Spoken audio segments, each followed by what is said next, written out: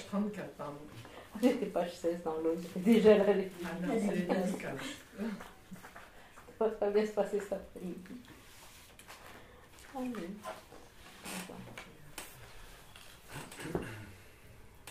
Sangye Chöjang Sangye Chöngam Chongchu Padu Dani Kapsuchi Daki Jin Sangye Bet Songnam Ki Dora Penche Sangye Dopa Sho. Le Dharma, le Sangha, jusqu'à l'éveil je prends refuge, grâce au mérite réuni par ma pratique de la générosité et des autres perfections, puis-je devenir un Bouddha afin d'être bénéfique à tous les êtres. Le Bouddha, le Dharma, le Sangha, jusqu'à l'éveil je prends refuge, grâce au mérite réuni par ma pratique de la générosité et des autres vertus, puisse-je devenir un Bouddha afin d'être bénéfique à tous les êtres. Oui. Allez. Oui. Ah, et puissent Tous les êtres obtenir le bonheur et les causes du bonheur. Puissent tous les êtres être affranchis de la souffrance et des causes de la souffrance. Puissent tous les êtres ne jamais être séparés de la félicité, exempts de toute souffrance. Puissent tous les êtres demeurer en équanimité, sans attachement pour les amis, ni haine pour les ennemis. Et voilà. Donc on en était aux consciences conceptuelles et non conceptuelles. On va essayer de faire avoir une idée générale des différences entre ces deux genres de conscience. Et donc on est arrivé au point de... On est toujours dans notre présentation générale et ensuite on va rentrer dans le texte. Donc avec le tableau, on va rentrer dans les définitions exactes de Tadutchok, etc. Dans la tradition tibétaine, les enseignements tibétains sont toujours basés sur un texte. Les enseignants, les geshe ou les rinpoché veulent montrer qu'ils n'inventent rien. Donc tout ce qu'ils font, c'est basé sur une source, qui a une source, qui a une source. La source ultime, c'est Shakyamuni. exactement les sutras. Non? Et des sutras, ils ont été interprétés de cette façon par tel pandit indien. Après, ça a évolué, commentaire de commentaire de commentaire, et on arrive jusqu'à aujourd'hui. Pour ça, ils veulent démontrer qu'on n'invente rien dans la présentation du bouddhisme, tout est sur la base de ces mots du Bouddha. Bien sûr, nous, ici, dans notre culture occidentale, on apporte un peu de notre culture occidentale, c'est-à-dire qu'on apporte des connaissances de science. On va essayer de combiner avec. Et de fait, sa synthé, c'est le premier qui essaie de faire des combinaisons et de se renforcer, s'alimenter entre la science et le bouddhisme, par exemple. Donc, on n'invente rien non plus, mais ça nous permet aussi de parler un langage qui nous correspond au niveau de notre propre culture. Parce que notre culture et la culture tibétaine sont assez différents. Ouais. Donc, conscience conceptuelle. C'est des consciences conceptuelles. Donc oui, ça joue, ce facteur-là joue. Donc c'est bien pour nous de pouvoir le formuler dans nos mots, mais c'est bien de ne pas trop sortir non plus des textes de base. Ça, je dis, le texte de base qu'on a, ça va être pour Butchok, ce texte tibétain, c'est là qu'on a les définitions, divisions, exemples, et on se sert de ça ensuite pour élaborer, pour comprendre dans notre propre langue conceptuelle, occidentale conceptuelle. Donc voilà, c'est le contexte. Ensuite, on en était donc une des différences des consciences conceptuelles et non conceptuelles, c'est leur façon de s'engager avec l'objet. Ouais. Vous vous rappelez? Une conscience conceptuelle s'engage de quelle façon? Par la volonté. Oui. Donc il y en a une définition, c'est dit par la terminologie, qui se réfère d'ailleurs à l'image générique, on en revient même. Ou aussi on dit d'une façon partielle. Ouais. Par rapport à la conscience non conceptuelle. La conscience conceptuelle, elle s'engage avec l'objet global, l'objet dans son ensemble, les mudras, les plis de la robe, etc. Ouais. Et elle s'engage par la force de l'objet. Donc ce n'est pas une question de se créer un objet mental. L'objet, boum, il est là, au présent, et en contact avec l'objet. Donc c'est les deux différences essentielles dans l'approche de l'objet. Maintenant, il y a la conscience conceptuelle est aussi définie comme un engagement éliminatif. C'est un autre terme qu'on trouve dans les Duja, dans les collectes utopiques, le premier sujet qu'on avait fait. À un moment donné, ils vont parler de deux sortes de conscience. Celles qui ont un engagement éliminatif au collectif. Engagement éliminatif, c'est la conscience conceptuelle. Et donc, la définition d'un engagement éliminatif engage l'objet par la force de la terminologie. Donc voilà, on revient au même, avec une expression différente. Et engagement collectif, pour la conscience non conceptuelle, c'est-à-dire qu'elle s'engage par le pouvoir de l'objet. C'est dans ce contexte-là qu'est mentionnée cette différence entre les deux, dans les textes traditionnels. T'as dit quoi? On engage l'objet par la force De l'objet lui-même. La première, c'est par la force de la terminologie. de la terminologie. Oui.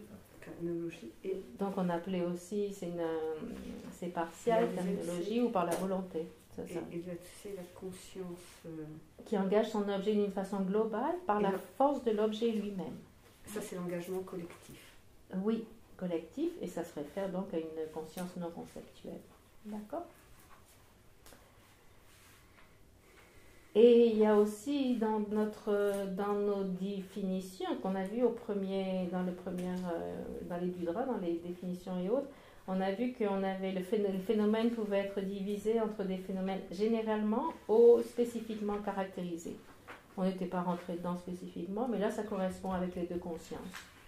Ce qu'on appelle, donc ça vous allez le retrouver dans vos notes des définitions des phénomènes. Phénomène généralement caractérisé, c'est un phénomène qui est simplement désigné par un terme ou une conscience conceptuelle.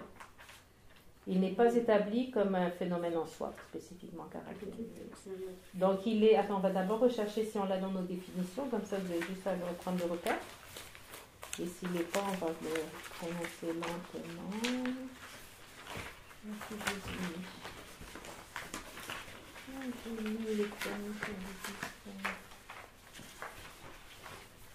Vous les avez trouvés? Je n'ai même pas trouvé le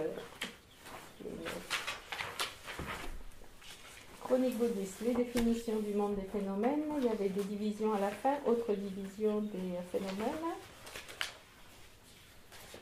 Donc, base établie dans le deuxième chapitre. Autre division de l'objet de la connaissance.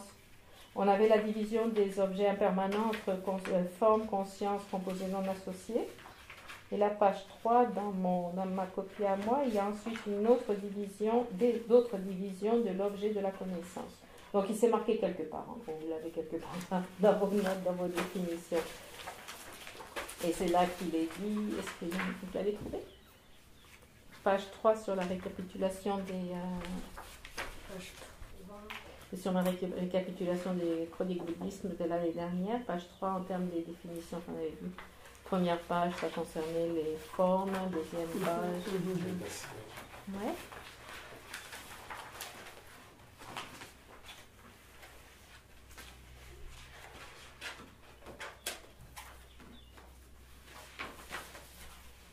Ok.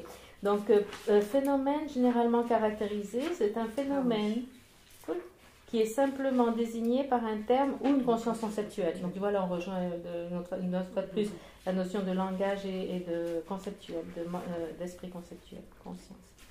Il n'est pas établi comme un phénomène spécifiquement caractérisé, ça veut dire qu'il n'existe pas que par sa propre nature, en gros. Il existe comme... il a une entité véritable, etc., parce qu'on a encore sous tantrika, mais il existe par le biais d'être établi par une conscience conceptuelle. Ouais. Alors que le phénomène, c'est dans ce sens généralement caractérisé. Tous ces mots se retrouvent au bout du compte, on a la même idée, non? C'est des façons différentes de l'exprimer. Un phénomène spécifiquement caractérisé, c'est un phénomène qui est établi par sa propre nature, sans être simplement désigné par un terme ou une conscience conceptuelle. C'est pas simplement, donc là ça c'est clair quand même, c'est pas simplement un concept ou un terme, il existe de par sa propre nature. Et c'est l'objet qui correspond à l'objet des sensoriels, comme la statue de Maitreya. D'accord? Et après, dans ces mêmes divisions, on a donc les deux vérités, on ne va pas rentrer dedans, et on a ensuite phénomène manifeste et phénomène caché dans ces définitions. Et c'est la même, on va retrouver cette notion entre un phénomène qui est un objet d'une conscience conceptuelle ou non, une fois de plus, en d'autres termes. Phénomène manifeste, c'est un objet explicitement réalisé par une cognition valide. On va voir dans les détails. Phénomène caché, il est réalisé de manière cachée par la conscience conceptuelle qui l'appréhende. Et là, tu as même la page pour le débat dans le livre de Perdure pour le débat, si tu veux aller dans plus de détails. Donc, cette façon de diviser les phénomènes entre manifeste et caché, c'est... J'avoue que je suis perdue, Cathy. Ah, pardon. Ces définitions, je ne sais pas où... C'est pas là, c'est pas là. Ça, c'est ce qu'on avait l'année dernière. L'année dernière, Ah, d'accord. on a les supports de cours. Ouais. Non, parce que je cherchais, moi, dans ce que tu Non, nous dans disais. les tableaux, on l'a pas. Ok, vas-y, c'est bon.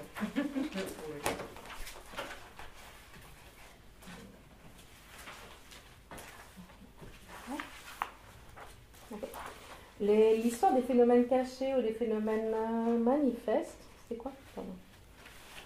Manifeste ou caché, c'est par rapport à comment l'objet est réalisé pour la première fois. Un objet réalisé, ça veut dire qu'il est connu tel qu'il existe, en gros. Ouais. Réalisé, c'est quand un objet est certifié, il est validé, il est connu en général tel qu'il existe, en général, d'accord? Donc c'est une cognition correcte, il connaît son objet correctement, d'accord? Donc la question, ça c'est le sens de réaliser son objet. Une conscience réalise son objet, elle connaît d'une façon authentique, validée. Maintenant, la première conscience qui va réaliser son objet, suivant si c'est une conscience conceptuelle ou non conceptuelle, donc sensorielle entre autres, on va faire la différence de l'objet.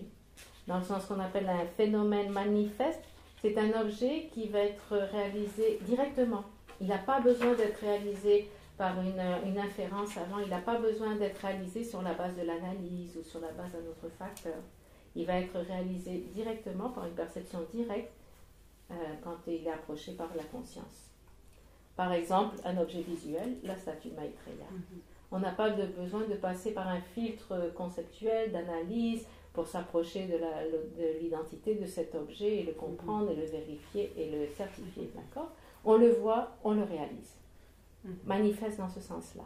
Et dans ce cas, est-ce qu'il est équivalent à l'objet qui est caractérisé de manière spécifique? C'est tout à fait Pour les sous-tantrikas, oui. Ouais, okay. Puisque sous le sous-tantrika, c'est un objet impermanent, une chose, donc c'est spécifiquement caractérisé, une chose est un objet spécifiquement caractérisé, ce ne sont que les impermanents. Et les objets des consciences sensorielles, ou les objets de toutes les consciences non conceptuelles, sont des impermanents aussi, qu'on appelle spécifiquement caractérisés, ou qu'on appelle manifestes. Ces objets permanents, ces choses, donc elles sont manifestes ou caractérisées. Oui, spécifiquement caractérisées, manifestes, et ce sont des choses, des impermanents. Et on les nomme de cette façon par rapport à l'objet, en rapport avec la conscience qui le réalise pour la première fois. Pour la première fois, c'est important. Et la petite parenthèse, c'est une fois de plus, ici on ne parle pas de vacuité dans cette école, on parle du non-soi de la personne. Il n'est pas réalisé directement pour la première fois.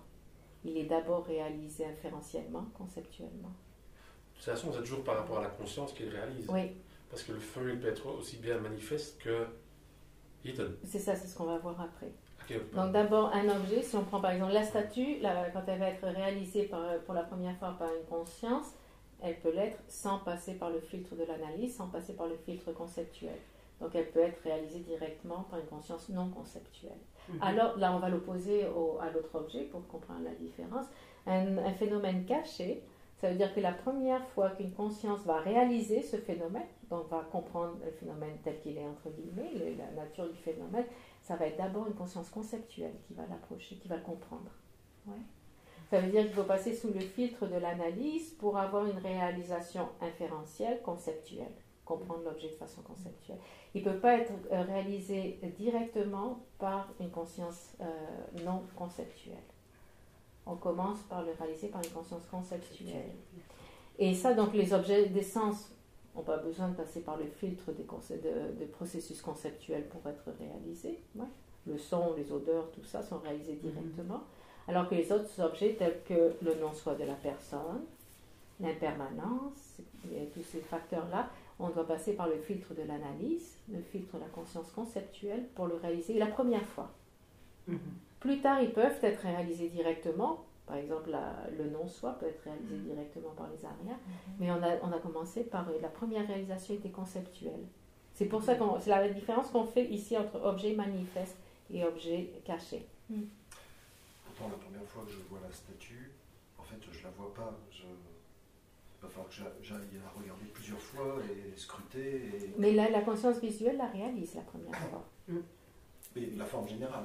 Par Oui, contre, c'est là qu'on avait dit ce matin, justement, quand on dit que la conscience visuelle réalise la statue, elle voit la statue, on accepte qu'on dit qu'elle réalise la statue. D'accord? Tu te rappelles, on a fait la nuance ce matin. Pour être précis, le visuel, vous ne voit que cette façade, que les ondes de lumière de cette façade de la statue. Non, mais non. Là, les détails et comprendre que c'est Maitreya, Comprendre, c'est conceptuel. Oui, mais la première fois, finalement, je vois simplement une statue. Mais, Exactement, et la conscience visuelle, elle voit la statue telle qu'elle est, elle la réalise. Je réalise pas ce que c'est que c'est. Oui, quand tu parles de réaliser, c'est encore conceptuellement. Alors que le terme réaliser, c'est voir l'objet tel qu'il est, entre guillemets. C'est pas dans les définitions, ça ne sera pas accepté tel qu'il est, mais dans notre idée, elle voit l'objet. Et elle ne voit pas l'objet via un filtre d'une image mentale, par exemple. Pour voir la statue là, tu n'es pas obligé de passer par l'analyse. Et tu n'as pas une image générique, la non? première fois, je la vois, je me retourne, tu me dis, tiens, dessine là. Je vais te faire quelque chose de très, très, très, très... Mais là, tu es passé par le jeu, le conceptuel. Alors là, qu'on parle juste de la conscience visuelle, qui est un automatisme en quelque part. Je te rappelle, la conscience visuelle, elle est avec l'objet directement. Il n'y a pas une question de volonté, d'élaboration, il n'y a rien de mental là-dessus. Elle est en contact direct avec l'objet, elle le perçoit. Tant qu'elle le perçoit correctement. Si tu voyais une statue bleue, là, tu as une conscience non conceptuelle erronée. Pareil, fausse, tu sais. Mais tant que tu vois l'objet tel qu'il est, comme on a vu, c'est tout à fait relatif. Parce que la couleur dorée, on voit chacun notre couleur dorée, etc. D'accord? Mais c'est juste la conscience visuelle voit l'objet. Oui, c'est le mot réaliser qui m'a... En fait, la première fois qu'on voit, c'est la photo. Et après, réaliser, c'est comprendre... Dans nos termes occidentaux, dans nos termes de débat ici, c'est vrai que c'est important de clarifier, réaliser. On va le voir avec valide aussi, cognition valide qui réalise son objet. C'est ça, réaliser, c'est le voir, l'objet, tel qu'il est. On voit l'identité conventionnelle de l'objet, tel qu'il apparaît, immédiat. Boum, voir, c'est réaliser. Sentir l'odeur du café, c'est réaliser le café. Alors que c'est juste l'odeur du café, mais on réalise le café en quelque part. C'est le terme réaliser, c'est dans ce sens-là. C'est qu'on certifie, on voit l'objet d'une façon correcte. Mais ça peut toujours être faux. C'est ça, en fait. Oui, on pourrait voir la statue argentée de Maitreya là. Si on voyait la statue argentée de Maitreya, on ne voit pas l'objet tel qu'il est, on a une conscience fausse. Ça, on le verra dans les consciences fausses, sensorielles fausses. En général, c'est ça, les perceptions qu'on a, en général, elles sont avérées. C'est ce qu'on veut dire par réaliser. De fait, ce n'est pas une élaboration mentale réalisée, c'est cette approche, cette connaissance correcte, valide de l'objet. Le premier contact.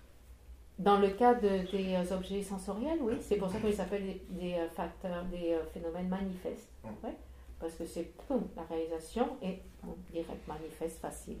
Alors que toutes les notions d'impermanence, le non-soi de la personne, qu'est-ce qu'il y a d'autre, toutes les notions du karma, le karma c'est encore pire, etc., de ces notions-là, on passe par le filtre de l'analyse pour d'abord les comprendre d'une façon avérée, donc les réaliser. Donc ils s'appellent cachés dans ce sens-là, parce qu'on a besoin de s'appuyer sur quelque chose d'autre pour les voir. Okay. C'est pour ça que ces termes se réfèrent tous aux mêmes. Dans l'école tantrika, les objets impermanents sont spécifiquement caractérisés. Il s'agit d'un objet qui est perçu directement par la conscience sans avoir à passer par le filtre de la volonté, qui est perçu d'une façon globale, les plis, les mains et tout ça, et que la première fois qu'il est réalisé, ça sera directement. Tous les autres sont des phénomènes cachés. Caché, ça veut dire que la première réalisation, première fois qu'on va réaliser cet objet, c'est d'une façon conceptuelle, par le biais de l'analyse ou autre. Et même dans les phénomènes cachés, donc c'est les permanents en général, et dans les phénomènes cachés, il y a il y a deux niveaux de phénomènes cachés, ceux qui sont légèrement cachés, extrêmement cachés. Et extrêmement cachés. Et les exemples qui sont donnés, la vacuité, c'est légèrement caché, alors que le karma, c'est complètement caché. Et la raison pour ça, c'est qu'ils disent que par le biais de l'analyse, on peut réaliser conceptuellement la vacuité, juste par le biais de l'analyse. Alors que la notion du karma, pas la notion la plus grossière, mais les notions plus subtiles du karma, il faut passer par d'autres filtres que l'analyse pour les réaliser. Il faut passer par notre validation des paroles du Bouddha et écouter et suivre et se baser sur les paroles du Bouddha. Puisque le Bouddha a détaillé ces éléments du karma, on peut le comprendre via les paroles du Bouddha. Mais pour ça, il faut accepter la validité de ces paroles du Bouddha. Donc pour ça, il faut d'abord valider les paroles du Bouddha, les reconnaître comme étant autoritatives, comme on dit en français. Donc le Bouddha est une personne valide. Ouais, ces paroles surtout, ces personnes sont... D'autorité Avec autorité D'autorité. Oui. Donc une fois qu'on a accepté que les paroles du Bouddha sont d'autorité, et encore là on rentre dans le sens interprétatif et définitif des paroles du Bouddha quand même. Mais bon. Donc à partir de là, une fois qu'on a accepté la validité des paroles du Bouddha, on va accepter ce qui est dit dans sa présentation du karma. Ouais. Et à partir de là, on va pouvoir amener l'analyse, etc., et comprendre, réaliser conceptuellement le karma. Donc ils sont extrêmement cachés parce qu'il faut passer par un autre filtre. L'analyse n'est même pas suffisante pour réaliser la notion du karma. Moi j'avais cru comprendre pour des phénomènes très cachés que c'était plus parce qu'il fallait avoir un esprit omniscient. Le Voir fait, les liens, justement, les liens. le fait là pour le karma, les aspects les plus subtils du karma, pour savoir d'où vient le fil ici de ce tapis et connaître son origine et l'époque, la date, etc. où il était fait. Ça, c'est seulement un Bouddha le sait. Ces détails les plus subtils du karma, seulement un Bouddha le sait. Et pour moi, c'était ça les phénomènes très Non, cachés. en général, il parle du karma d'une façon plus générale D'accord, aussi, ok. qui peut être comprise par un être qui n'est pas forcément un Bouddha. Ouais. Ok? Donc c'est juste pour raffiner un petit peu notre compréhension du conceptuel, des termes justement qu'on utilise, réalisation conceptuelle, etc., pour avoir une idée plus claire de ces termes qu'on va utiliser dans notre contexte. D'accord? Et donc les objets, on a fait les objets. La différence maintenant, c'est l'objet en termes d'objet d'engagement et objet apparent. La différence sera qu'un objet, l'objet apparent d'une conscience non conceptuelle. Apparaissant. Apparaissant, pardon. Des consciences non conceptuelles sera la tasse, la statue elle-même, et l'objet apparaissant d'une conscience conceptuelle sera l'image générique de la statue de Maitreya. Donc ça c'est la différence en tant que telle. Ces deux consciences, quand on prend deux consciences qui pensent, qui regardent ou qui pensent à la statue de Maitreya, les deux consciences, leur objet d'engagement, c'est la statue de Maitreya. L'objet d'engagement, c'est la conscience s'engage vers cet objet, elle perçoit cet objet qui est la statue de Maitreya. L'objet d'engagement sera le même. L'objet apparaissant sera différent entre ces deux. D'accord? Donc c'est pour ça que c'est bien de faire la différence entre ces deux objets. Maintenant, Ok, je pense que c'est bon pour cette partie. Après, on rentrera plus tard dans les définitions et autres de conceptuel et non conceptuel. Et si vous voulez, en attendant, on va faire une petite pause avec un petit exercice de débat. Quand même. La récréation avec les débats.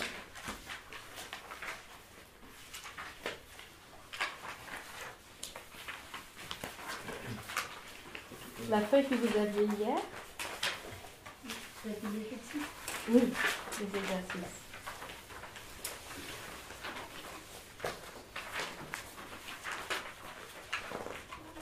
Pourquoi la feuille? Vous l'avez?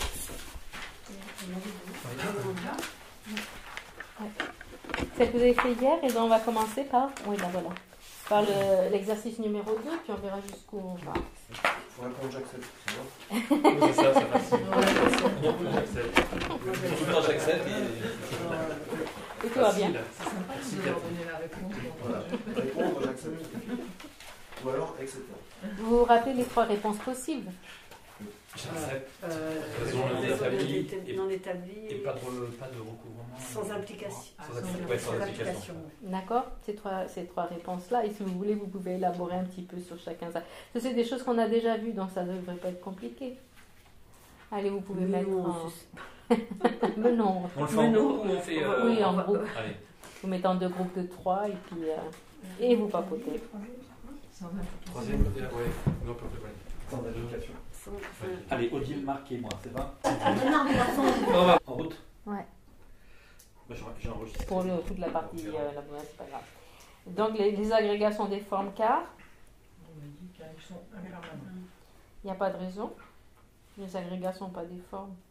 Les agrégats sont quoi dans notre division? Les agrégats sont impermanents, on est d'accord? Ah oui, oui, c'est des consciences. Les agrégats sont des consciences? Non. Car ils sont C'est des composés non associés.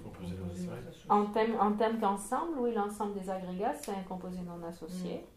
Parce qu'il y a, en fait, c'est même pas un composé non associé, Non, parce qu'il y a groupe, et des formes et des consciences. Ouais. Alors qu'un composé non associé, c'est ni forme ni conscience. Les agrégats, ils ne rentrent pas, ce ne sont pas des formes, ce ne sont pas des consciences, ce ne sont pas des composés non associés. Ce sont rien. Et pourtant, c'est pas possible. Donc, ils devraient rentrer dans les. Oui, l'ensemble des agrégats n'est pas forme, l'ensemble des agrégats n'est pas conscience. Donc, c'est nécessairement un composé non associé. Il inclut, exactement, et il inclut forme et conscience, par contre. L'ensemble des agrégats inclut l'agrégat de la forme, qui est une forme, le corps, ça fait partie de la forme, d'accord.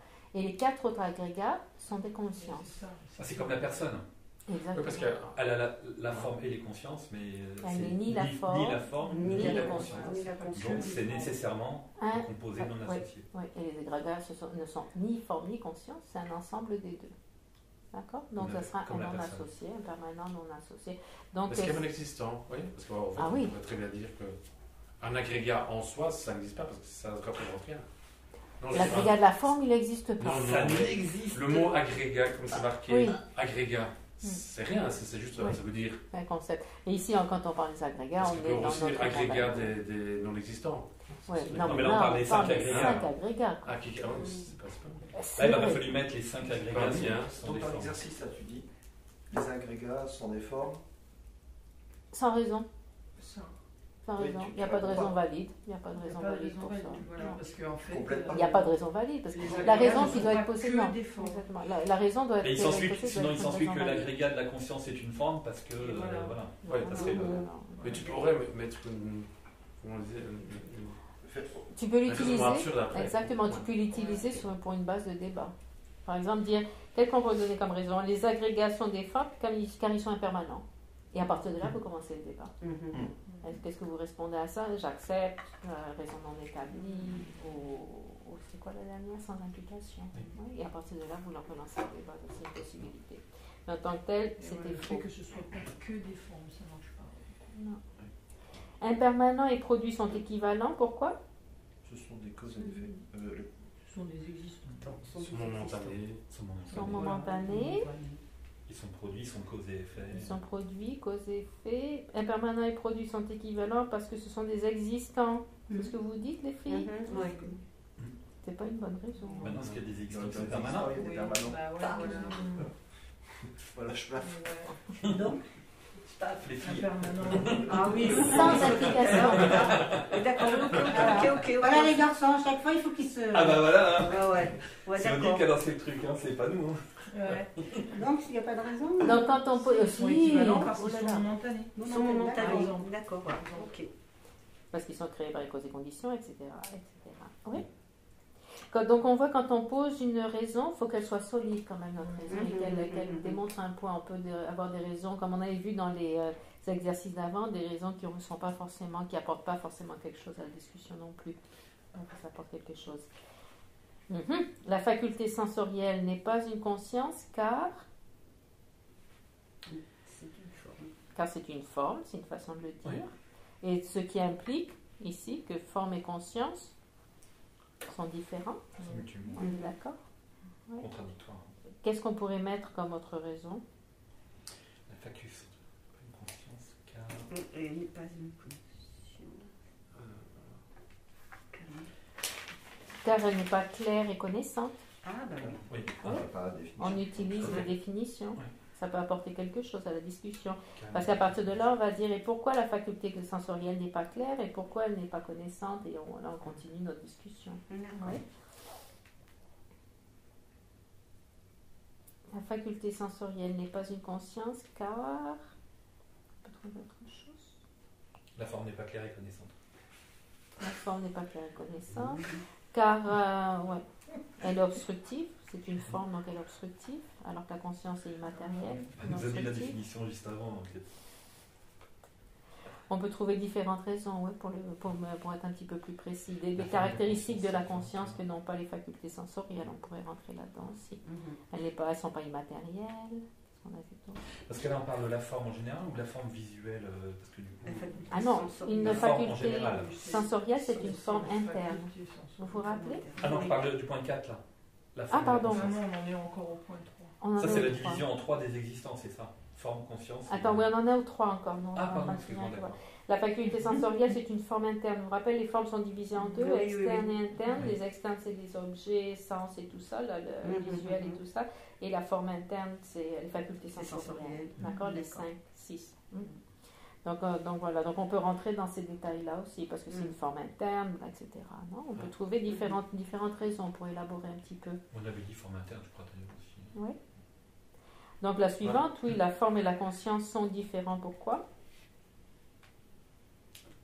Parce que la forme n'est pas claire et connaissante. C'est une façon de le dire.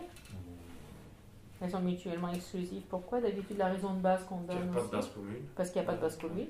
Il n'y a rien qui soit les deux. Leurs fonctions sont Oui, différentes. c'est ça. Leurs fonctions sont différentes. Oui, tout à fait. Il n'y a pas de base commune, il n'y a rien qui soit et forme et conscience. Ouais. C'est pour ça qu'on dit qu'elles sont mutuellement exclusives, par exemple. Là, on avait mis aussi sans base commune. On avait dit aussi sans Oui. base commune. Ouais. Ça, c'est la raison standard. Je crois que c'était pour le Bouddha, vous l'avez écrit ça. Maintenant, Bouddha est impermanent car quel est notre problème ici? Que le Bouddha est permanent. Bouddha est permanent ou impermanent? Si on pense à Bouddha Shakyamuni, qu'est-ce que c'est Bouddha Shakyamuni? Dans nos divisions des phénomènes, qu'est-ce que c'est Bouddha Shakyamuni? C'est un impermanent. Un impermanent, qu'est-ce que c'est comme impermanent? C'est Une personne. Donc c'est quoi? Associé. Non associé. Un composé non associé, Bouddha Shakyamuni, d'accord? Donc Bouddha est impermanent parce que c'est un phénomène non associé, parce que c'est un composé non associé. Mais non, mais ça ne s'arrête pas là. C'est vrai que le Bouddha, c'est évident qu'on va se compliquer Non, les bah, choses. bien sûr. Parce que comme tu disais chez Jacques, quand on parle du Bouddha, on parle des 4 corps du Bouddha. En fait, corps, c'est un mot qui littéralement traduction du coup en tibétain et qui veut rien dire. C'est des aspects de la bouddhéité, en fait, dans nos termes. Non? Donc on a le corps de forme, qui peut être le Nirmanakaya Sambhogakaya. Ça, ce sont des corps de forme. Et en fait, même si ça s'appelait corps de forme, ce n'est pas dans le domaine de la forme, c'est dans le domaine des non-associés. On parle des personnes Bouddha dans ce cas-là. Donc ça sera comme Bouddha Shakyamuni est un Nirmanakaya, etc. Bouddha Amitayus est un Sambhogakaya, Avalokiteshvara Sambhogakaya. Donc ce sont des non-associés, d'accord? Donc le corps de forme d'un Bouddha se réfère à la personne Bouddha non associée. Maintenant, ensuite, on a le corps de sagesse qui est divisé en deux. Un des corps de sagesse, c'est le corps, on appelle ça de la sagesse en tant que telle, c'est la sagesse du Bouddha omnisciente. Là encore, ça c'est un impermanent. Et dans nos catégories, il rentre dans la catégorie forme, conscience, non associée. Conscience. Ouais. L'omniscience du Bouddha est une conscience. Dans ce cas-là, c'est aussi un impermanent, on est bien d'accord. Donc déjà, on a 2 aspects du Bouddha qui sont impermanents, et malgré tout, il y a un aspect permanent du Bouddha, ce que tu disais tout à l'heure, la vacuité de la sagesse du Bouddha, la vacuité de l'omniscience, c'est une vacuité, donc c'est permanent. Et ça s'appelle aussi Bouddha. C'est pour ça que le terme Bouddha, en tant que tel, ça réfère... Nous, on pense à la personne Bouddha. Parce que si un des aspects est permanent, tout l'ensemble est permanent. En théorie, l'ensemble devrait être permanent, oui. Mais maintenant, si on apporte Bouddha Shakyamuni, c'est ben non. C'est le grand B et le petit B alors. Éventuellement, on pourrait le présenter comme ça. Hein. En fait, Buddha Nature, c'est aussi vu comme permanent. Buddha Nature, ça dépend comment on le définit. Oui, pour les Prasangika, par exemple, ça va être la vacuité de l'esprit qui fait qu'on a ce potentiel d'obtenir l'éveil. Ouais. Donc quand tu parles de vacuité, oui, c'est permanent. Il y en a d'autres qui vont le définir, Jittamatra par exemple, ils disent que c'est ce potentiel de l'esprit Bouddha. Donc un potentiel n'est pas, c'est un non associé. C'est un impermanent non associé par exemple. Donc ça dépend comment ça va être présenté. Et ça c'est une question de perspective, parce que si on prend au Bouddha historique qui a montré l'aspect de naître, de vieillir, de tomber malade et de mourir, et de quitter son corps, on pourrait dire que le Bouddha Shakyamuni historique est impermanent. Parce qu'il a montré toutes C'est ces son aspects. émanation. Mais C'est l'émanation. c'est ce qu'on appelle Bouddha Shakyamuni, c'est cette émanation qu'on appelle Bouddha Shakyamuni. D'accord? Donc ce Bouddha Shakyamuni, c'est un non associé. Là-dessus, on est d'accord. D'ailleurs, dans le Theravada, c'est plutôt la position qui tienne en fait. Ouais. Donc ça, le terme Bouddha peut impliquer ces différents aspects de la bouddhéité. Parce qu'ils acceptent quoi. Mais ceci dit, Je pense pas qu'ils acceptent l'histoire des 4 corps ou etc. Et si un seul aspect relevé, Qui relevait l'impermanence, il y en a 2 sur les 3. Parce que dans ce cas-là, on peut diviser en 3 corps en quelque part. Dans les corps de forme, non associés. Le corps de sagesse, conscience, impermanent. La vacuité, permanent. La vacuité de sa conscience est permanent, de l'omniscience est permanent. C'est le seul facteur permanent de ce qu'on appelle Bouddha, de ces 3 ou 4 corps du Bouddha, en gros. Tout le reste est impermanent, donc on dit ce qu'on veut du Bouddha. Mais c'est vrai qu'en termes de catégorie, puisqu'il y a un permanent dedans, le Bouddha devrait être affirmé comme étant permanent. Mais comme en général notre connexion, notre compréhension de Bouddha, c'est la personne, la plupart du temps, quand on parle Bouddha, on parle de la personne. Donc dans ce cas-là, c'est un nom associé. Et puis après, en plus, on dit souvent l'état de Bouddha est permanent, parce que si c'était produit, il devrait disparaître à un moment. L'état de Bouddha serait que temporaire. Pas forcément, parce que regardez, la conscience, l'état de Bouddha, c'est ça, c'est cette conscience qui continue. Donc c'est impermanent, ça change moment à moment, mais ça continue sans jamais s'arrêter. Oui, il y a des C'est un sens, impermanents éternels. Oui, c'est ça. Voilà, Oui. ouais, éternel dans ce sens-là, mais quand même impermanent, parce que c'est une conscience, donc ça change moment à moment. Mais sans jamais finir. Ouais, c'est un impermanent. Donc, in fine, alors, Bouddha est impermanent car. Donc, car on va dire le Bouddha est impermanent, car le corps de forme du Bouddha est un phénomène non associé, car il a 2 aspects impermanents, car sa sagesse et son corps de forme sont des facteurs impermanents. Ou on peut juste dire on n'accepte pas parce qu'il y a un facteur permanent et donc Bouddha est permanent. Ouais, mais Ça ouvre la discussion.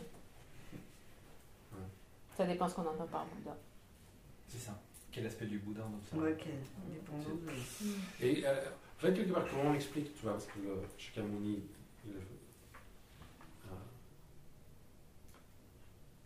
c'est un Bouddha, ouais. Mais après il se réincarne. Pourquoi il se manifeste pas à nouveau comme Bouddha? Parce qu'il a Ils disent qu'un Bouddha se manifeste dans tout genre de personnes, genre de même un bon, etc. Tu sais, et parce qu'il estime qu'il n'y a pas de. il se Donc, manifeste dans les à se maîtres, on dit manifester aussi. tant Il que se manifeste Bouddha. dans les maîtres aussi, il se Ok. manifeste dans Ok. différentes apparences en théorie. Mais c'est Ouais. pas une émanation suprême, c'est pas un Nirmanakaya suprême. Mm. Nirmanakaya suprême, c'est vraiment un aspect défini, spécifique, avec ses 12 guides, ses 12 actions, etc. Il y a des critères très particuliers pour être un Nirmana. Ils disent que le prochain, donc ça sera en théorie Maitreya. De l'autre côté, au Tibet, ils disent que Guru Rinpoche c'est le deuxième Bouddha, d'autres disent que la Tsongkhapa c'est le deuxième Bouddha, etc. Donc c'est tout à fait relatif. Ouais. C'est vrai que le concept de Bouddha, c'est ouf, ça va plus loin que Même notre le Bouddha compréhension Shakyamuni, générale. à son époque, il n'était pas forcément vu comme un Bouddha. Même si c'est un Bouddha. Déjà. Par son cousin Devadatta. Voilà.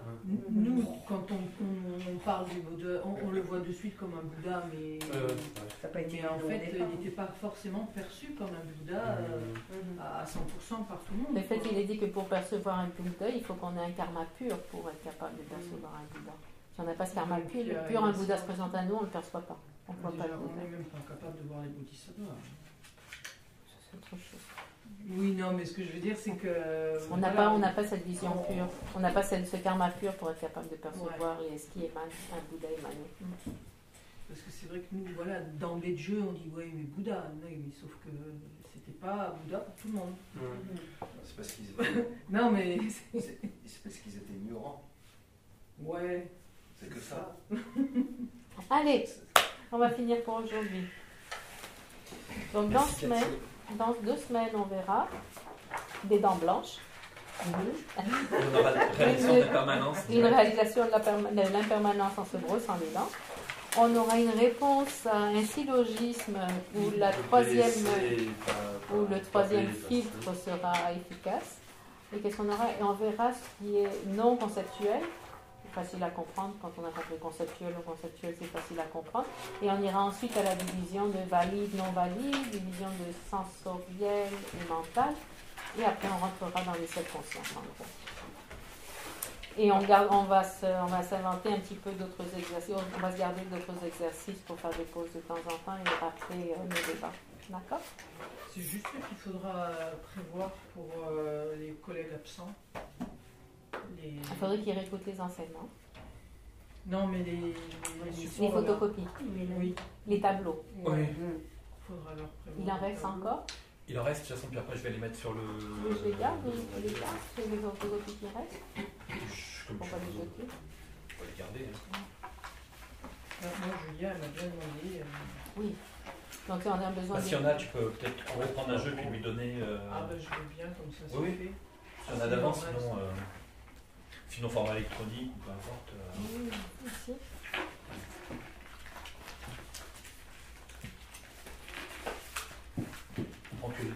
que les compilations.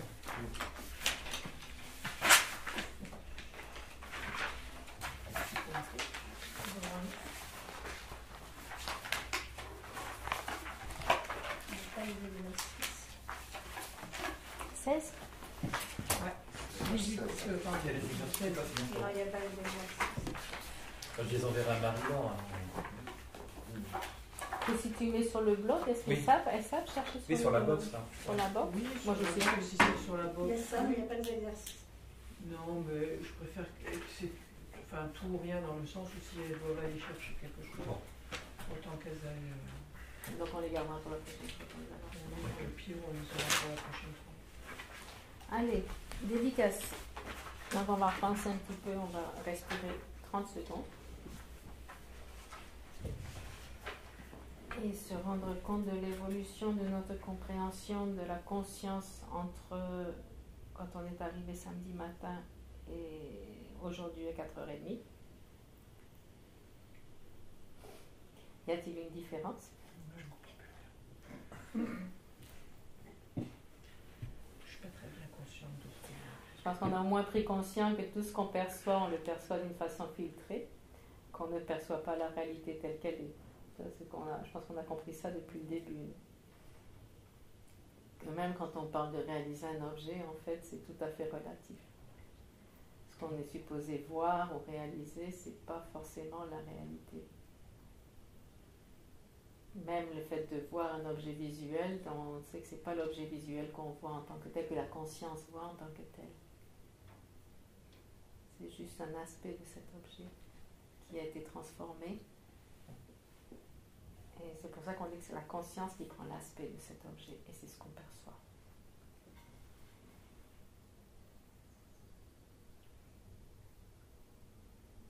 Donc si on veut regarder quelque chose de ce week-end, c'est d'abord la compréhension de que tout ce qu'on perçoit dans notre quotidien, tout ce qu'on pense comprendre, n'est pas l'objet en tant que tel, n'est pas la réalité en tant que telle, mais c'est une déviation, c'est une perception filtrée de la réalité avec laquelle on fonctionne au quotidien.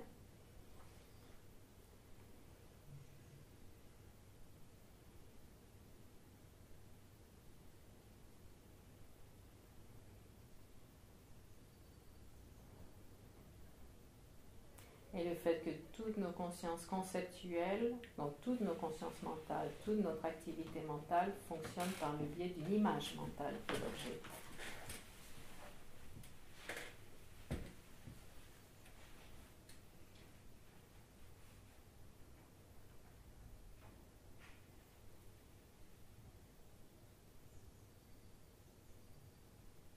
L'idée, c'est de se rappeler au quotidien du fait que c'est juste une image mentale qui nous fait réagir émotionnellement, par exemple, qui nous fait sourire ou qui nous fait perdre patience, etc. C'est juste une image mentale, c'est pas l'objet en tant que tel, c'est pas la personne, par exemple, en tant que telle.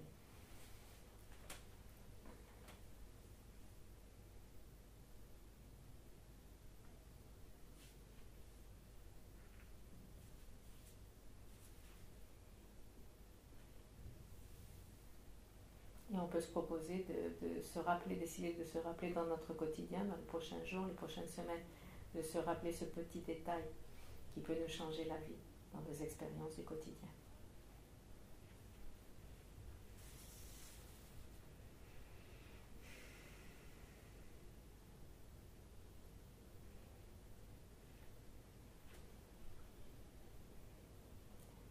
Et en bref, on dédie tout ce développement de la sagesse, la compréhension qu'on a développé pendant ce week-end, tous les mérites accompagnés par le fait d'avoir une attitude positive, constructive, que ce soit pour le bien du bénéfice, pour être capable de bénéficier à tous les êtres vivants, obtenir l'éveil, obtenir le potentiel complètement développé pour le bien de tous les êtres. Donc ces vertus accumulées, qu'elles soient bénéfiques à tous les êtres, qu'elles soient bénéfiques au Dharma, que le Dharma puisse continuer à exister, se propager et être accessible au plus d'êtres possible. Et puissent nos maîtres qui nous transmettent le Dharma avoir de longues vies et être capables de continuer à nous transmettre le Dharma de cette façon.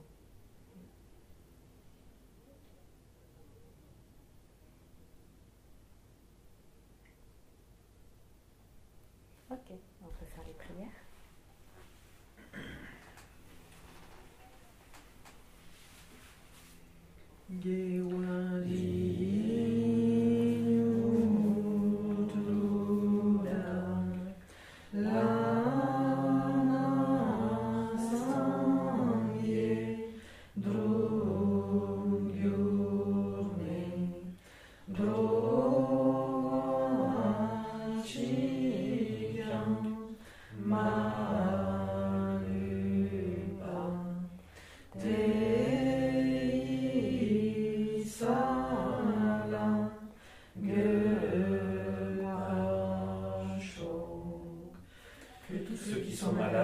Rapidement la santé, que toutes les maladies de ce monde disparaissent à jamais, que dans aucune contrée de par ce vaste monde il y ait d'épidémie, de famine ou conflit, que les êtres vivent dans la vertu et le bonheur grâce à la richesse du Dharma, et que croissent l'abondance, la prospérité et l'excellence. Jangju Sencho Rinpoche, Makye Panam Kye Yoshi, Kye Panyam Pame Payam, Kone Kondu Terwa Sho, Tomi Tawa Rinpoche, Makye Panam Kye Yoshi, Kye Panyam Pame Payam, Kone Kondu Terwa Sho. Tous les êtres, mes pères et mères, connaître le bonheur, et tous les états d'existence inférieurs être nés à jamais. Pour qu'il y ait des bodhisattvas, puissent toutes leurs prières se réaliser immédiatement.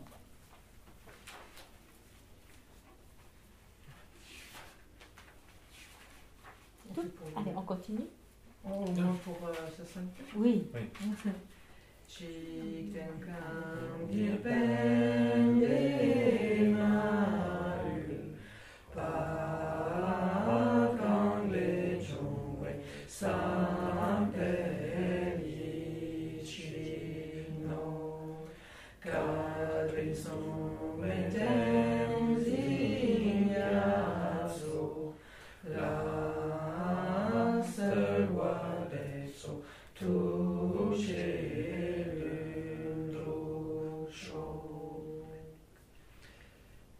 Dans ce paradis entouré de montagnes enneigées, vous êtes la source de tout bienfait et de tout bonheur. Ô puissant chef résistance d'Ingatso, veuillez demeurer jusqu'à la fin du samsara. Allez. Toni Jesu Tujo Pe La